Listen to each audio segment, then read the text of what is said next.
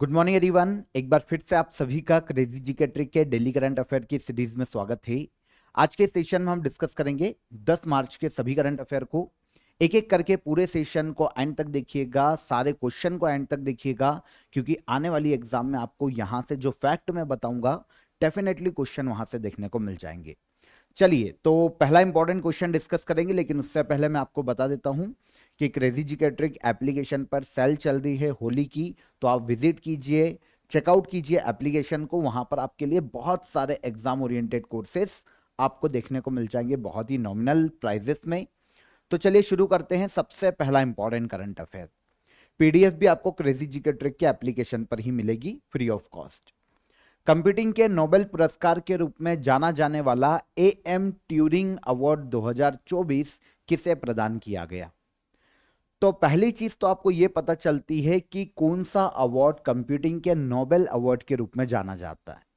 तो अवार्ड का नाम क्या है? अवार्ड है एएम ट्यूरिंग अवार्ड। हाल ही में यह अनाउंस किया गया है 2024 के लिए, और यूएसए के दो कंप्यूटर साइंस के प्रोफेसर को यह दिया गया। एक है एंड्रयू बार्टो और एक है Richard Sutton.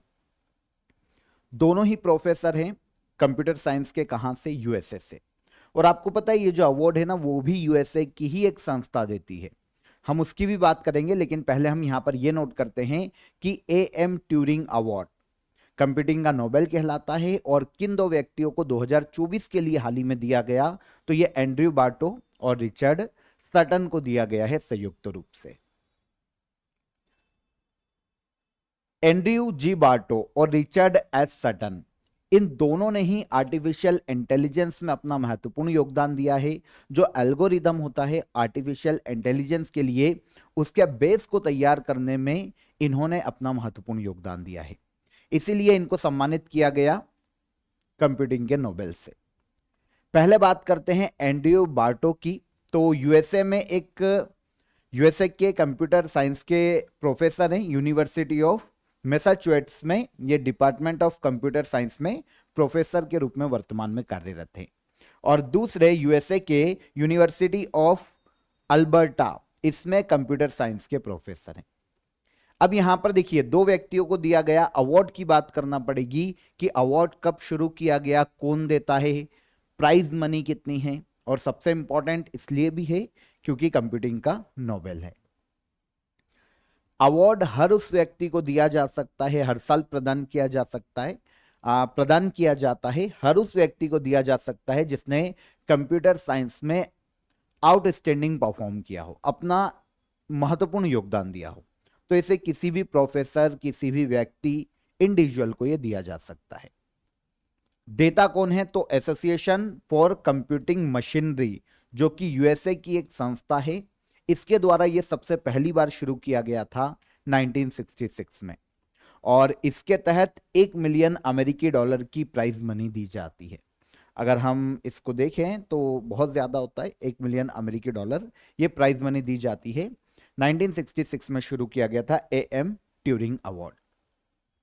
Award Alan Turing के नाम से शुरू किया गया, जो कि ब्रिटेन के बहुत ही फेमस ब्रिटिश मैथमेटिशियन हैं। इन्हें फादर ऑफ कंप्यूटिंग के नाम से जाना जाता है। किसको? एलन ट्यूरिंग के, ब्रिटेन के हैं। इनके नाम पर यूएसए की एक संस्था इस अवार्ड को हर साल प्रदान करती है। 2024 के लिए 2025 में अनाउंस किया गया है। दो व्यक्ति कौन? एंड्रयू बार्टो और दूसरे हैं रिचर्ड सटन। आगे आएंगे। हाल ही में फेडरल बैंक ने अपना नया ब्रांड एम्बेसडर किसे नियुक्त किया है? पहली बार इसने अपना ब्रांड एम्बेसडर बनाया है फेडरल बैंक ने एक सेलिब्रिटी को, और यह है Vidya Balan. Answer C. Federal bank की बात करें तो दक्षिण भारत से एक प्राइवेट सेक्टर बैंक है, इसने अभी विद्या बालन को अपना ब्रांड एम्बेसडर के रूप में नियुक्त किया है। दक्षिण भारत से ऑपरेट होता है फेडरल बैंक। इवन इसकी जो हेडक्वार्टर है केरला के कोची में स्थित है। केरला का बैंक है, प्राइवेट सेक्टर बैंक। तो विद्या बालन को पहली बार ही इसने अपना ब्रांड एम्बेसडर नियुक्त किया है।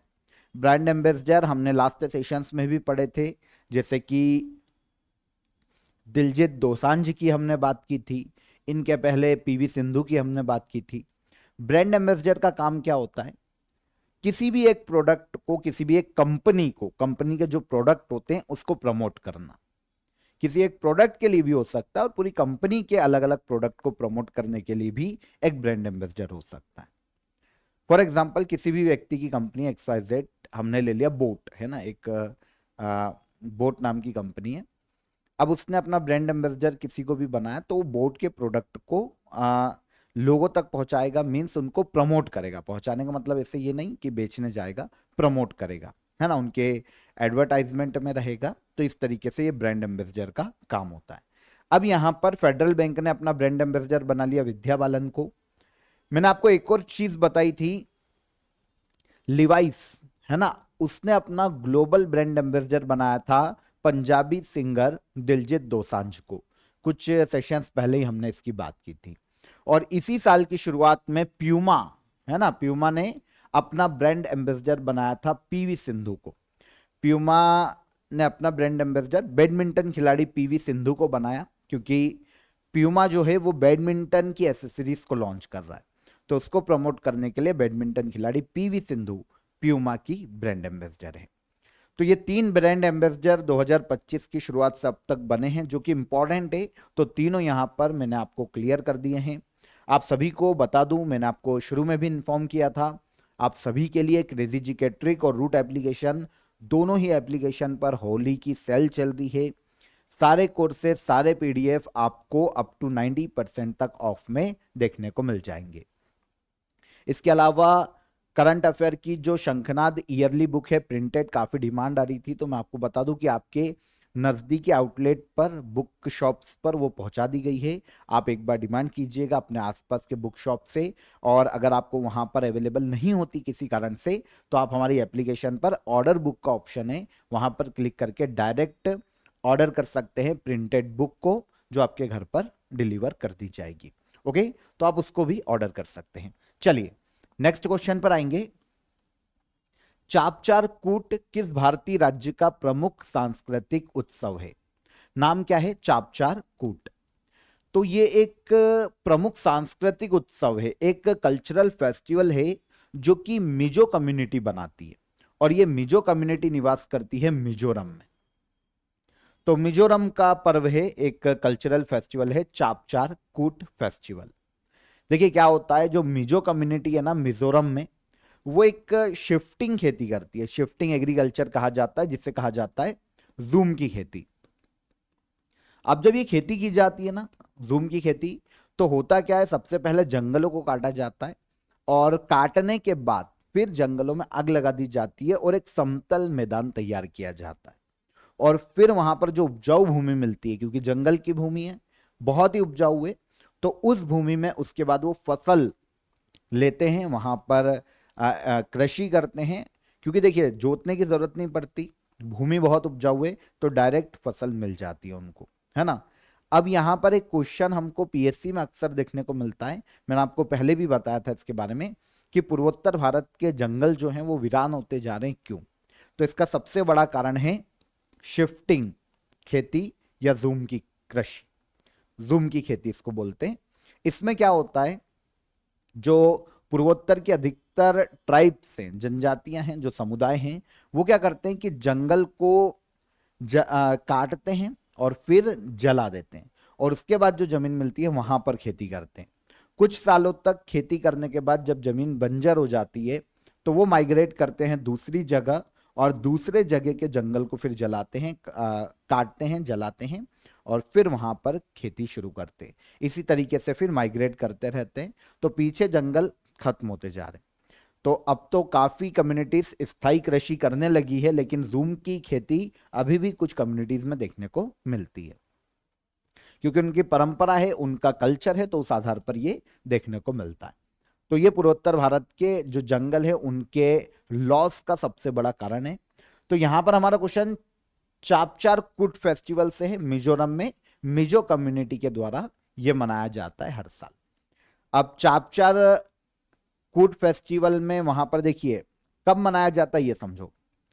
एक तो जब वो जंगलों को काटते हैं, उसके बाद जलाने के समय में बीच में जो गैप होता है, पहले काट लिया, फिर छोड़ देते हैं, फिर बाद में जलाते हैं, तो उसके बीच में जो टाइम पीरियड होता है ना दोनों समय के बीच में, उसके मध्य में ये आयोजित करते हैं चापचार कूट फेस्टिवल। सांस्कृतिक नृत्य का आयोजन किया जाता है, जो मतलब सामूहिक भोजन का आयोजन किया जाता है, दावतें दी जाती है। इसके अलावा पारंपरिक जो खेल होते हैं उनका आयोजन किया जाता है मिजो कम्युनिटी में चापचार कूट फेस्टिवल के समय में। इस साल अभी ये 7 मार्च को मनाया गया है पूर्वोत्तर भारत में मिजो कम्युनिटी के द्वारा मिजोरम में। तो मिजो कम्युनिटी इसको बनाती है। इसके अलावा मिजोरम में जो अदर फेस्टिवल मनाए जाते हैं, देखिए कूट वर्ड आ गया तो मिजोरम का है, ये आप समझ लेना। तो मीम कूट त्योहार भी मिजो कम्युनिटी बनाती है मिजोरम में। मक्के की फसल की कटाई खत्म होने के बाद मीम कूट फेस्टिवल मनाया जाता है। खुआड़ो कूट फेस्टिवल, ये एक समुदाय है मिजोरम और उसके आसपास के क्षेत्रों में, पेट समुदाय, ये मनाता है। फसल उत्सव के रूप में ही इसे आयोजित किया जाता है। और एंथुरियम महोत्सव, किसान फूलों और बागवानी को बढ़ावा देने के लिए आयोजित करते हैं एंथुरियम उत्सव को मिजोरम राज्य में। तो ये मिजोरम के अदर फेस्टिवल है, देख लेना, याद रखना, याद रख सके तो। जैसे देखिए कूट आ जाए तो आपको समझना पड़ेगा कि ये मिजोरम में आयोजित किया जा रहा है। प्रोजेक्ट हिफाजत किस राज्य सरकार के द्वारा शुरू किया गया? तो महिला और जो बालिकाएं हैं ना उनके संरक्षण के लिए, उनके प्रोटेक्शन के लिए प्रोजेक्ट हिफाजत को शुरू करने का श्रेय दिया जाता है पंजाब गवर्नमेंट को। पंजाब गवर्नमेंट के द्वारा हाल ही में राज्य में जितनी भी विमेन्स हैं, जितनी भी महिलाएं हैं, उन्हें 24/7 सिक्योरिटी देने के लिए हेल्पलाइन नंबर शुरू किया गया है, ताकि उनको सपोर्ट दिया जाए, जल्दी से जल्दी राज्य में महिलाओं की सहायता की जा सके किसी भी इंसिडेंट्स के समय में। कोई भी मतलब अनैतिक कार्य ना हो, कोई भी ऐसा वायलेंस ना हो महिलाओं के प्रति, इनसे उन्हें प्रोटेक्ट करने के लिए विमेन्स को 24/7 हेल्पलाइन नंबर दिया जा रहा है। तो यह है प्रोजेक्ट हिफाजत, पंजाब गवर्नमेंट ने राज्य में इसे लॉन्च किया है। देखिए सबसे पहले विमेन सेफ्टी के लिए हेल्पलाइन नंबर लाया गया है 181 पंजाब में।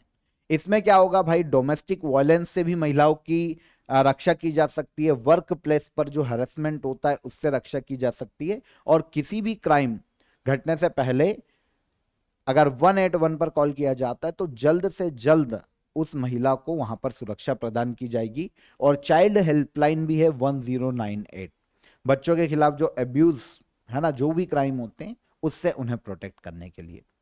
तो प्रोजेक्ट के तहत सभी विमेन्स केसेस जो भी राज्य में चल रहे हैं उनको जल्दी से जल्दी निपटाया जाएगा, फास्ट ट्रैक कोर्ट बनाई जाएगी और विमेन सिक्योरिटी को बढ़ावा दिया जाएगा।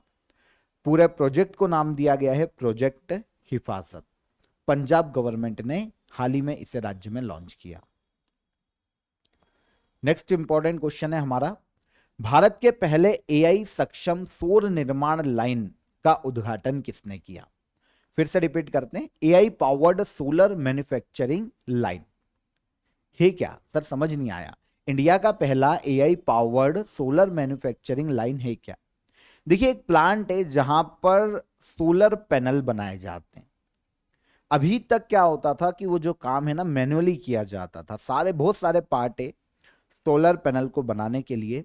अब उन पार्ट को मैन्युअली असेंबल किया जाता था, बनाया जाता था। उसमें देखिए त्रुटि होने की संभावना भी बहुत ज्यादा है, कभी कभी खराब पैनल आ जाते हैं, तो इंसान जो है ह्यूमन वो डिटेक्ट नहीं कर पाता है और गलत प्रोडक्ट भी आगे चला जाता है।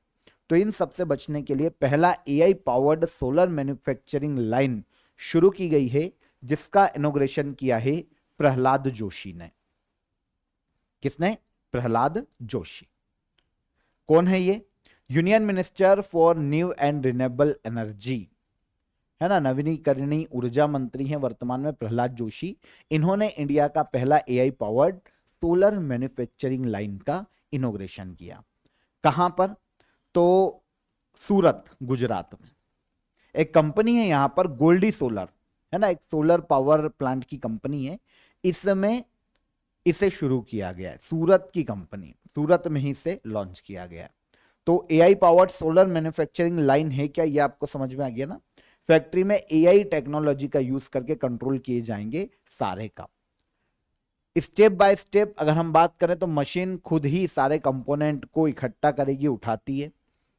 जैसे सोलर सेल, शीशा, फ्रेम, बहुत सारी चीजें होती है ना सोलर पैनल में, उनको इकट्ठा करेगी, उठाएगी, असेंबल करेगी सही तरीके से, खुद ही डिटेक्ट करेगी, खुद ही जांच करेगी कि भाई सही असेंबल हुआ है कि नहीं, कुछ खराबी तो नहीं है प्रोडक्ट में, और अगर गलती होगी तो मशीन खुद ब खुद सुधार भी लेगी। एआई है ना, एआई के आधार पर चल रहा है, तो खुद ये सुधार भी लेगी। तो ये क्या है?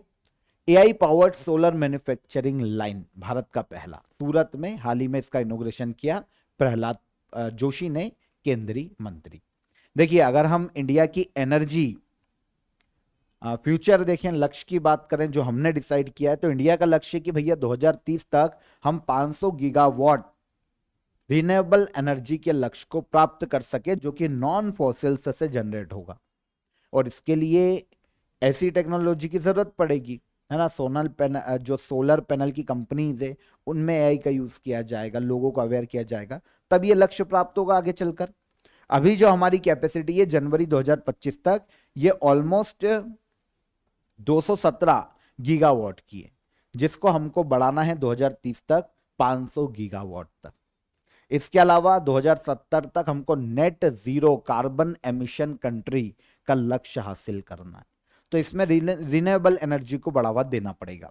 सोलर एनर्जी कैपेसिटी वर्तमान में हमारी 100 गीगावाट से ज्यादा है, और इसमें विंड एनर्जी की बात करें तो हम 48.16 गीगावाट तक विंड एनर्जी को प्रोड्यूस कर रहे हैं आज जनवरी 2025 तक। इसको आगे बढ़ाने की संभावना है। हाल ही में NMDC, national mineral development corporation के नए अध्यक्ष और एमडी के रूप में किसे नियुक्त किया गया? तो गवर्नमेंट की एक पीएसयू से एनएमडीसी, कल पीएसयू के बारे में मैंने आपको बताया था, नेशनल मिनरल डेवलपमेंट कॉरपोरेशन, इसके हाल ही में नए अध्यक्ष और एमडी बने हैं अमिताभ मुखर्जी। कौन बने? अमिताभ मुखर्जी, ये है। तो अमिताभ मुखर्जी को NMDC, national mineral development corporation का नया एमडी और अध्यक्ष नियुक्त किया गया। कार्यकाल इनका रहेगा 29 फरवरी 2028 तक, 3 साल का इनका कार्यकाल है। यहां पर एनएमडीसी लार्जेस्ट लो अयस्क प्रोड्यूसर और एक्सपोर्टर कंपनी है इंडिया की, गवर्नमेंट सेक्टर की पीएसयू है। ओके, 1958 में इसकी स्थापना की गई थी, और इसके हेडक्वार्टर की बात करें एनएमडीसी की, तो ये देखने को मिलता है तेलंगाना के हैदराबाद में। कुछ और पीएसयूज के अगर हम चेयरमैन देखें वर्तमान में जो इंपॉर्टेंट है, तो एक आईओसी बहुत सुर्खियों में रहती है, इंडियन ऑयल कॉरपोरेशन, इसके चेयरमैन के पद पर है अरविंद सिंह साहनी।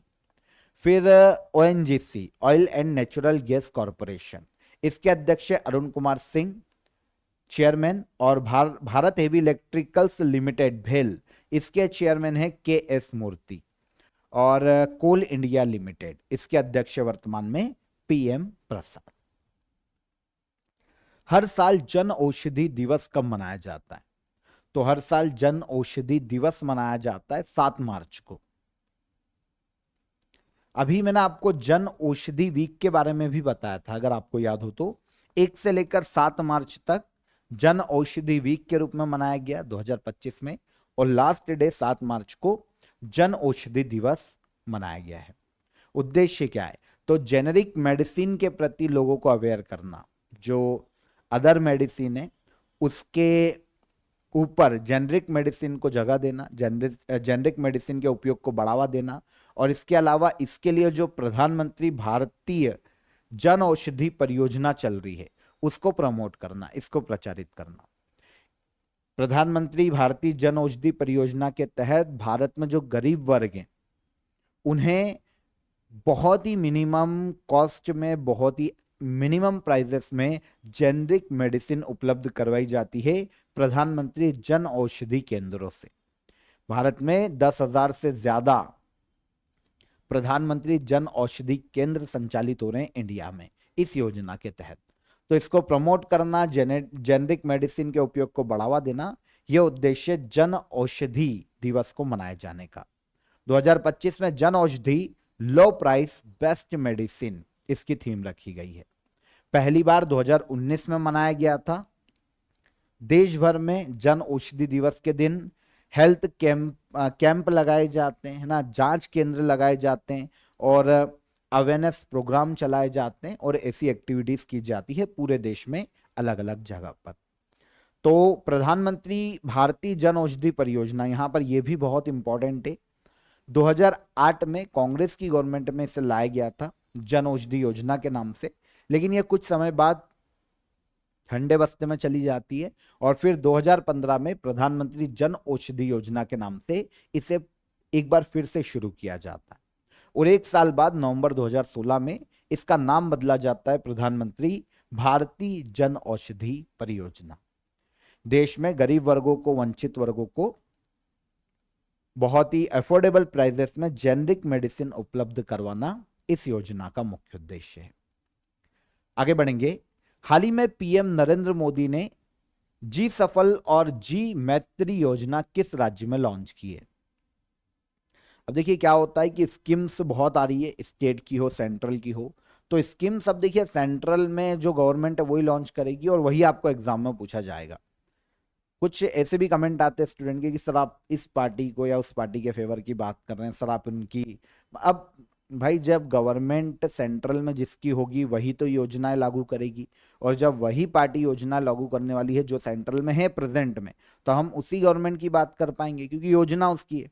अब यहाँ पर नरेंद्र मोदी ने अगर योजना शुरू की है तो वो उनकी सरकार की योजना है ना, क्योंकि वो सेंट्रल में भी गवर्नमेंट में, तो हमको इनकी बात करनी पड़ेगी क्योंकि इन्हीं से हमको क्वेश्चन एग्जाम में देखने को मिलने वाला है। तो अगर कोई पुरानी स्कीम आती है तो हम उसकी भी बात करेंगे कि वो कब शुरू हुई, मनरेगा कब शुरू हुई, तो ये किसी की भी गवर्नमेंट में शुरू हुई। अभी जो प्रेजेंट में, जैसे हमने पंजाब की एक योजना देखी, तो पंजाब में तो भगवंत मान लेकर आए होंगे ना उस योजना को, कि पंजाब में आम आदमी पार्टी की सरकार है। तो यहां पर समझिए कि हमको उसी पार्टी की यहाँ पे बात ही नहीं है, यहाँ पर बात है कि भाई योजना किसने शुरू की, तो हमको उसी की बात करनी पड़ेगी। अब भारत के पीएम नरेंद्र मोदी ने, अब इनको अगर कोई अवार्ड मिला है तो मैं इन्हीं के बारे में बताऊंगा। जी सफल और जी मैत्री अवार्ड की यहाँ पर योजनाओं की बात की गई है, तो ये नरेंद्र मोदी जी ने लॉन्च की है। कहां पर इसे लॉन्च किया है? गुजरात राज्य में। गुजरात की योजना है, यहां पर जी का मतलब है गुजरात। ओके, तो जी सफल और जी मैत्री दोनों गुजरात की योजना है। स्कीम का उद्देश्य क्या है? रूरल विमेन एंड हेल्थ को यूथ है ना, जो ग्रामीण क्षेत्र की महिलाएं हैं और जो युवा हैं उनको सशक्त बनाना, उनकी आय में वृद्धि करना इस स्कीम का मुख्य उद्देश्य। डन। पूरा नाम क्या है योजना का? वैसे ये छोड़ सकते हो आप, तो इतना याद रखो कि जी सफल और जी मैत्री योजनाएं दोनों ही कहां पर लॉन्च की गई? तो दोनों ही लॉन्च की गई है गुजरात गवर्नमेंट या गुजरात राज्य में। पीएम ने लॉन्च की है गुजरात राज्य में। इसके तहत आगे आने वाले 5 सालों में 50,000 अंत्योदय अन्न योजना के जो बेनिफिशियरी हैं, जो परिवार हैं, उनको लाभ दिया जाएगा जी सफल स्कीम का। जो स्वयं सहायता समूह में महिलाएं हैं उनको 1 लाख रुपए तक की आर्थिक सहायता दी जाएगी और एंटरप्रेन्योरशिप का प्रशिक्षण दिया जाएगा। इसके अलावा जी मैत्री स्कीम की बात करें तो 5 वर्षों में 10 लाख ग्रामीण क्षेत्रों की महिलाओं और युवाओं को आर्थिक रूप से सशक्त बनाना इस योजना का भी उद्देश्य है। इसके तहत क्या किया जाएगा? तो स्टार्टअप को समर्थन देने के लिए 50 करोड़ रुपए का फंड आवंटित किया गया है गुजरात में। स्टार्टअप को मेंटरशिप और इन्वेस्टमेंट दिया जाएगा इस योजना के तहत। तो जी सफल और जी मैत्री दोनों ही योजनाओं को लॉन्च किया गया है गुजरात में। डन हो जाता है। अब ये अंतर्राष्ट्रीय महिला दिवस के मौके पर किया गया। ये कब मनाया जाता है? 8 मार्च को। तो 8 मार्च को मनाया गया था अंतर्राष्ट्रीय महिला दिवस। हाल ही में भारत में किस मिसाइल का नाम बदलकर गांडीव रखा गया है ना? आपको पता है एक हमारे शास्त्रों में, महाभारत में वर्णित देखने को मिलते हैं अर्जुन। तो अर्जुन का जो धनुष था ना वो गांडीव, उसे कहा जाता था गांडीव, धनुष का नाम। ठीक है, तो वो दिव्य जो उनका धनुष था उसी के नाम पर अभी रिसेंटली भारत की एक मिसाइल है जिसका नाम है अस्त्र MK3। इसका नाम बदलकर गांडीव किया गया है। क्या नाम है? अस्त्र MK3। डीआरडीओ ने इस मिसाइल को विकसित किया था और ऑफिशियली इसका नाम अब किया गया गांडीव। देखिए गांडीव मिसाइल की बात करते हैं तो एयर टू एयर मार करने वाली मिसाइल है, मतलब किसी भी हेलीकॉप्टर हवाई जहाज से जो हमारे एयरक्राफ्ट है या फिर जो हमारे फाइटर जेट हैं उनसे लॉन्च किया जा सकता है इस मिसाइल को दूसरे किसी ऑब्जेक्ट पर प्रहार करने के लिए। डीआरडीओ ने विकसित किया, 154 किलो इसका वेट है, 3.8 मीटर तक इसकी लंबाई देखने को मिलती है और इसकी रेंज है 350 किलोमीटर तक। स्पीड मैक 2 से लेकर 3.6 के बीच में देखने को मिलती है, मतलब ध्वनि से डबल या फिर तिबल तेज है इसकी स्पीड गांडीव मिसाइल की। इंडिया की अदर कुछ मिसाइल्स अगर हम यहां पर देखते हैं, ब्रह्मोस सुपरसोनिक क्रूज मिसाइल है, निर्भय सबसोनिक क्रूज मिसाइल है, Akash surface to air missile है, मारक क्षमता इसकी surface to air, Nag anti tank guided missile है इंडिया की, और Dhanush ship launched ballistic missile है इंडिया की। ये अदर इंपॉर्टेंट मिसाइल है और अभी जिसका नाम बदला गया वो है अस्त्र MK3 एयर टू एयर, नाम क्या किया गया, गांडीव। आगे आ जाएं, लास्ट क्वेश्चन है आज का। हाल ही में ब्रांड फाइनेंस इंश्योरेंस 100 रिपोर्ट के अनुसार LIC दुनिया की कौन सी सबसे मजबूत बीमा ब्रांड बनी है? तो सबसे मजबूत या स्ट्रॉन्गेस्ट इंश्योरेंस ब्रांड मतलब जो डूबेगी नहीं, है ना, जो खड़ी रहेगी चाहे कितना भी मार्केट खराब हो, है ना, तो भी कंपनी बनी रहेगी और स्ट्रॉन्ग पोजीशन में। बहुत सारे डायमेंशंस हो सकते हैं स्ट्रॉन्ग पोजीशन को नापने के, जरूरी नहीं है कि केवल वैल्यूएशन के आधार पर नापा जा रहा है, बहुत सारे अलग अलग डायमेंशंस के आधार पर स्ट्रॉन्गेस्ट इंश्योरेंस ब्रांड की लिस्ट निकाली गई है ब्रांड फाइनेंस इंश्योरेंस 100 रिपोर्ट के तहत। इसमें LIC को थर्ड, वर्ल्ड की तीसरी सबसे स्ट्रॉन्गेस्ट इंश्योरेंस ब्रांड के रूप में रैंक दी गई है। पहले नंबर पर कौन, तो ब्रांड फाइनेंस रिपोर्ट 2025 में। देखिए ये भी अलग अलग कैटेगरी है ना, एक यहां पर देखिए वैल्यूएबल इंश्योरेंस ब्रांड मतलब मूल्यवान इंश्योरेंस ब्रांड की भी एक कैटेगरी है। यहां पर हमने देखा है कौन सी कैटेगरी, सबसे मजबूत स्ट्रॉन्गेस्ट बीमा ब्रांड इंश्योरेंस ब्रांड। तो कैटेगरी बहुत सारी है, दो इंपॉर्टेंट है तो दो मैं आपको बताऊंगा। स्ट्रॉन्गेस्ट इंश्योरेंस ब्रांड, इसमें हम हैं LIC है तीसरे नंबर पर, पहले नंबर पर है पोलैंड की इंश्योरेंस ब्रांड PZU और दूसरे पर है चाइना लाइफ इंश्योरेंस और तीसरे पर LIC। अब यहां पर अगर हम मूल्यवान इंश्योरेंस ब्रांड की कैटेगरी की बात करें तो इसमें LIC को 12वां स्थान दिया गया है।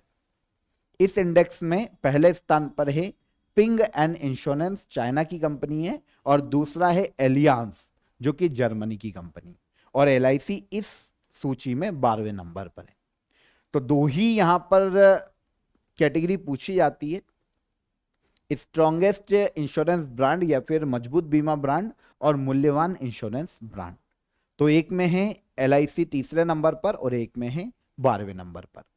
लिस्ट कौन जारी करता है, ब्रांड फाइनेंस रिपोर्ट। तो इस लिस्ट को जारी करने का श्रेय दिया जाता है ब्रांड फाइनेंस, है ना, एक ग्लोबल ब्रांड कंसल्टेशन कंपनी है, ग्लोबल लेवल पर काम करती है। ये अलग अलग कैटेगरीज में रैंक देती है 100 इंश्योरेंस कंपनी को, जिसमें से दो कैटेगरी में LIC को हमने देखा। रिपोर्ट शुरू की गई थी 2009 में और हर साल इसका प्रकाशन किया जाता है। तो ये हो जाते हैं हमारे 10 मार्च के सभी करंट अफेयर, इजीली हमने डिस्कस किया। अब हम आएंगे यहां पर लास्ट डे के करंट अफेयर को यहां पर हम रिवाइज कर लेते हैं, ठीक है। किसे बारबाडोस देश द्वारा honorary order of freedom of Barbados पुरस्कार दिया गया है? तो किसे दिया गया, भारत के PM नरेंद्र मोदी को।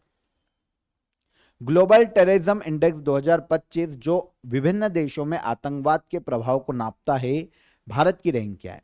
तो इसमें इंडिया को रैंक दी गई है कौन सी, इंडिया को रैंक दी गई है 14th। वर्ल्ड फेमस फ्रेड एस्ट्रोले जिनका हाल ही में निधन हो गया, किस खेल से संबंधित है?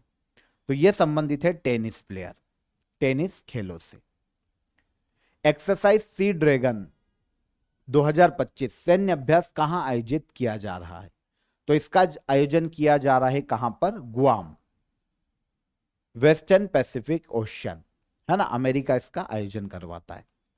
10 मार्च को सीआईएसएफ का 56वां स्थापना दिवस मनाया जाएगा। सीआईएसएफ की स्थापना कब हुई थी? तो सीआईएसएफ की स्थापना की गई थी 1969 में। कब? 10 मार्च को। और अभी इसका कौन सा स्थापना दिवस मनाया गया? 56वां स्थापना दिवस। ट्रॉपिकल साइक्लोन अल्फ्रेड किस महासागर में आया है? ट्रॉपिकल साइक्लोन अल्फ्रेड देखने को मिला है हमें हाल ही में, ये दक्षिण प्रशांत महासागर में, जो कि टकराने वाला है कहां पर? ऑस्ट्रेलिया के पूर्वी तटों में टकरा गया होगा, ऑस्ट्रेलिया के पूर्वी तटों में। ठीक है, तो ऑस्ट्रेलिया में यहां पर प्रभावित किया है पूर्वी हिस्से को, साउथ पैसिफिक ओशियन में। एआई कोष को किस मंत्रालय के द्वारा लॉन्च किया गया? तो Ministry of Electronics and Information Technology. 8वीं एलिट महिला राष्ट्रीय बॉक्सिंग चैंपियनशिप का आयोजन कब से कब तक किया जाएगा? तो यह आयोजन किया जाएगा 21 मार्च से लेकर 27 मार्च तक 2025 में। हाल ही में भारत की पहली महिला कानून सचिव के रूप में किसे नियुक्त किया गया? हाल ही में भारत की पहली महिला कानून सचिव के रूप में नियुक्त किया गया अंजू राठी राणा को। और हाल ही में किस खिलाड़ी ने वनडे इंटरनेशनल क्रिकेट से संन्यास की घोषणा की है? तो यह अनाउंसमेंट किया है किसने? मुशफिकुर रहीम ने। कहां के खिलाड़ी हैं? तो ये बांग्लादेश के क्रिकेट प्लेयर हैं। कहां के? बांग्लादेश। Okay, clear. अब चलते हैं हम, ये हमारा हो गया रिवीजन। अब हम चलते हैं लास्ट डे के हमारे क्वेश्चन ऑफ द डे के आंसर पर। भारत में प्रोजेक्ट टाइगर किस वर्ष शुरू किया गया था? तो भारत में प्रोजेक्ट टाइगर की शुरुआत की गई थी 1 अप्रैल 1973 में। लठमार होली मुख्य रूप से किस राज्य में खेली जाती है? तो लठमार होली खेली जाती है उत्तर प्रदेश राज्य में। और भारत का पहला गोल्फ क्लब किस शहर में स्थित था? तो भारत का पहला गोल्फ क्लब खोला गया था कोलकाता, पश्चिम बंगाल। ये हो गए हमारे तीनों क्वेश्चन के आंसर। अब आज के question of the day. Bharat के निम्नलिखित स्वतंत्रता सेनानियों में से कौन द इंडियन स्ट्रगल पुस्तक के लेखक हैं? तो इतना बता देना कि Indian struggle, the Indian struggle किसकी बुक है ना, किस फ्रीडम फाइटर की बुक है। राष्ट्रीय कथक नृत्य संस्थान की स्थापना किस वर्ष की गई थी? और शब बारात किस धार्मिक समूह के द्वारा मनाया जाने वाला पर्व है? तीनों ही क्वेश्चन के आंसर कमेंट में कीजिएगा। सेशन कैसा लगा ये भी बताइए। पसंद आया हो तो लाइक और शेयर कर दीजिएगा। एप्लीकेशन को चेकआउट कीजिएगा। डिस्क्रिप्शन में मैंने लिंक दे दी है, वहां पर क्लिक करके आप चेकआउट कीजिए और वहीं पर आपको free of cost daily current affair की पीडीएफ भी मिल जाएगी। कल मुलाकात करेंगे नेक्स्ट डे के करंट अफेयर में। तब तक अपना ख्याल रखिए। जय हिंद, जय भारत।